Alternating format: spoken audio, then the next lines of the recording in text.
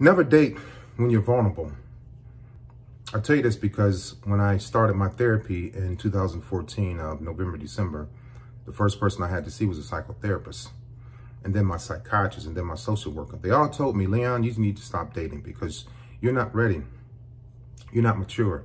And that burned me up. I'm sitting in the negative vibrations in that office on that couch, like, ew, it killed me to hear that.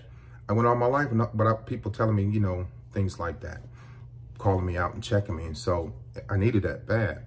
And so she said, you're vulnerable, right? I was like, nah, Mr. Cocky and arrogant. Not me, I'm not vulnerable. Well, the reason why you're vulnerable is because you know it, because of your childhood, because of your issues, Mr. Walker, and you make other people vulnerable so that you don't feel vulnerable. Does that make sense to you? And I had a hard time admitting to it.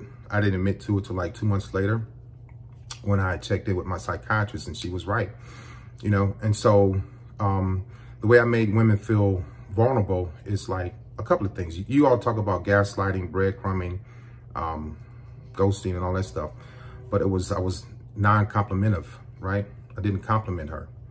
I was shunning her. So shunning is another form of a narcissistic trait, personality, way of doing things, to hurt people, to harm people, to make people feel lesser than they are. And so I would have never admitted to being vulnerable, but I was vulnerable because I knew about my childhood issues, but I just wouldn't let anybody know. So I was acting like I wasn't, the opposite of vulnerable, so that women couldn't pick up on it. But as soon as they do, I'm caught. I'm out of there. I gotta run. I gotta go.